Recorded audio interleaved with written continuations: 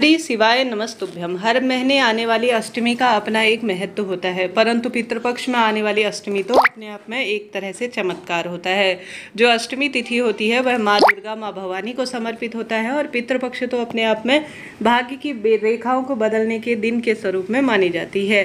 तो 24 सितंबर को दोपहर 12:38 से जो है यह अष्टमी शुरू हो जाएगी और इसका समापन विशेष तौर पर 25 सितंबर 12:10 के आसपास हो रहा है। तो दोनों तिथियों में जब भी आपको समय मिले, अष्टमी तिथि व्याप्त है, आप सभी को इन सरल से कार्य को करने का प्रयत्न करना चाहिए। निश्चित रूप से अष्टमी तिथि बहुत चमत्कारी होती है और भाग्य की रेखाओं को प्रबल करती है। गुरुजी ने जो पहला कार्य बताया है अष्टमी तिथि पर करने का, वह विशेष तौर पर बताया है जल के दान की महत्वता। गुरुजी ने कहा है पितृपक्ष में पड़ने वाली चतुर्थी, अष्टमी, दशमी, एकादशी, प्रदोष, मासिक शिवरात्रि यह बहुत विशेष होती है। यह दिन अगर आप कोई भी कार्य करते हैं, मंत्र जाप, जल का दान, दीप दान, पितरों के निमित्त कोई उपाय इत्यादि, भोजन का दान, तो यह बहुत सुख प्रदान करता है और रोग शोक कष्ट संकट से मुक्ति देता है। तो ऐसे में सबसे पहला तो जो गुरुदेव द्वारा बताया गया कार्य है वह यह है कि आपको ज़्यादा से ज़्यादा जल का दान करना है। गुरुजी कहते हैं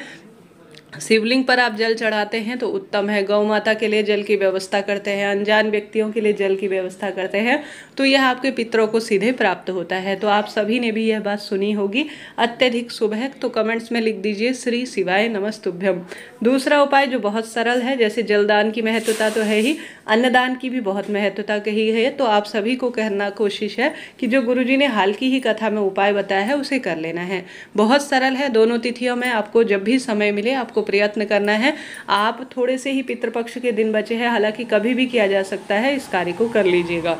जैसे कि आपको लेने हैं 2 चावल के दाने। कोई मनगढ़ंत उपाय तो मैं वीडियो में बताऊंगी नहीं, भले ही मैं दोबारा उन्हें बताऊं, परंतु इस चीज़ का आप ध्यान रखते हुए कार्य कीजिएगा। चावल अपने आप में नारी के जीवन में जब बहुत दुख आ रहे होते हैं तो उन पीड़ा कष्ट को मिटाने के लिए कहे गए हैं। तो 2 चावल के दाने, 1 जल का लोटा और 1 गोलबत्ती का घी का दीपक आपको लेकर चले जाना है महादेव के मंदिर में। अष्टमी तिथि में किया गया कोई भी कार्य बहुत सुख देता है, आप सभी जानते होते होंगे, क्योंकि यह माँ भवानी को समर्पित दिन है और पितृपक्ष चल रहा है, तो इसकी महिमा अद्भुत है। तो आपको करना क्या है, जो शिवलिंग विराजमान है उसके सामने पूर्व या उत्तर दिशा की ओर बैठना है। भूलकर भी दक्षिण दिशा शिव मंदिर में पूजा के लिए सही नहीं होती है, सिर्फ पितरों की पूजा में ही दक्षिण दिशा मान्य होती है। अब यह विवाह, संतान, रोग, कर्ज, विवाह, धन, जो भी परेशानी है उन सभी के लिए किया जा सकता है। सबसे पहले अपनी मनोकामना कहते हुए परिपूर्ण चावल आपको माता अशोक सुंदरी के स्थान पर समर्पित कर देना है। दूसरा, आप सभी को शिवलिंग पर समर्पित कर देना है। उसके बाद जो बचा हुआ लोटा जल का है उसे सबसे पहले माता अशोक सुंदरी से समर्पित करते हुए अपने पितरों का स्मरण करना है, नाम गोत्र बोलना है, अपनी मनोकामना कहते हुए आपको शिवलिंग पर चढ़ा देना है। फिर जो गोलबत्ती का घी का दीपक ले गए हैं उसे आप सभी को महादेव की आरती कर देनी है। बहुत सुंदर उपाय है जो गुरुजी ने बताया है।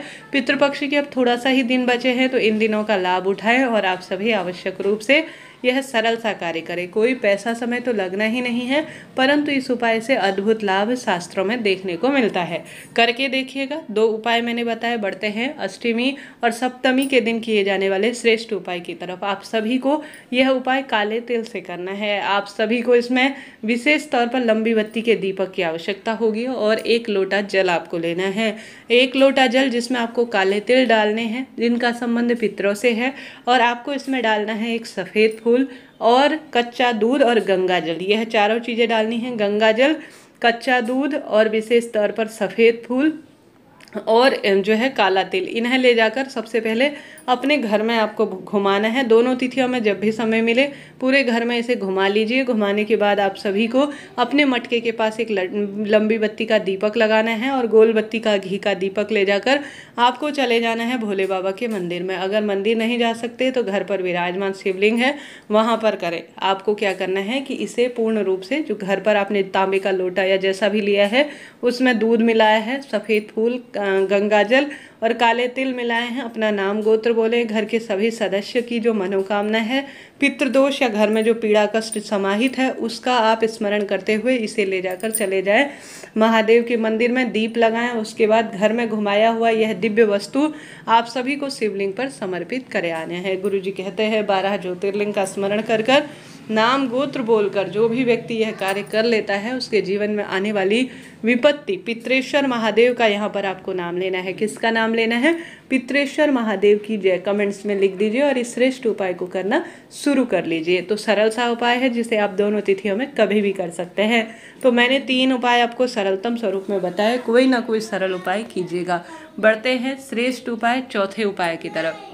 देखिए, यह दिन कोई साधारण नहीं है। जैसा मैंने बताया, अष्टमी अपने आप में बहुत खास मानी जाती है और यह दिन भाग्य की रेखाओं को बदलने के लिए होता है। तो इस दिन का खूब लाभ उठाएं और आप सभी विशेष तौर पर एक ही लोटे से 27 बार जल देने की शिवलिंग पर जरूर से कृपा करें। इतना कष्ट आप कर सकते हैं अपने पितरों के लिए। तो जल का लोटा लीजिए, 27 बार शिवलिंग पर जल चढ़ा दीजिए। एक ही जल के लोटे से धीरे धीरे एक एक बूंद आप 27 बार नाम मंत्र स्मरण करें। श्री शिवाय नमस्तुभ्यम कहे, नमः शिवाय ओम कह सकते हैं। आप सभी एक एक करके 27 बार शिवलिंग पर जल चढ़ाएं एक ही जल के लोटे से, और यह अपने पितरों को समर्पित कर दीजिए। और वहीं पर गोलबत्ती का घी का दीपक अपनी मनोकामना कहकर आप लगाकर घर आ जाइए। यकीन मानिए, जीवन बदलेगा, रोग शोक कष्ट संकट पीड़ा से मुक्ति मिलना शुरू हो जाएगी। तो कितना सुंदर उपाय है, करने में क्या दोष है, अपने आप में इसका फल अद्भुत मिलता है। तो मैंने श्रेष्ठ उपाय आपको बतला दिए।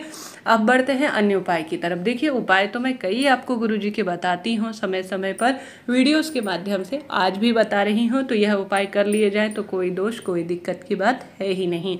जो एक रुद्राक्ष वाला उपाय किया जाता है वह आपने कर लिया होगा और कर लीजिएगा, कोई दिक्कत नहीं। गुरुजी कहते हैं सुबह के समय करीब करीब 11 बजे को 12 बजे के आसपास अपने मटके के पास एक लंबी बत्ती का घी का दीपक लगाकर आप सभी को एक रुद्राक्ष उस जल के लोटे में डालना है और दीपक आपको वहां पर लगाकर एक चावल का दाना भी आप सभी को उसके अंदर डाल देना है जल के लोटे में। पितरों का स्मरण करें, 5 बार स्वधा स्वधा स्वधा स्वधा स्वधा बोलें।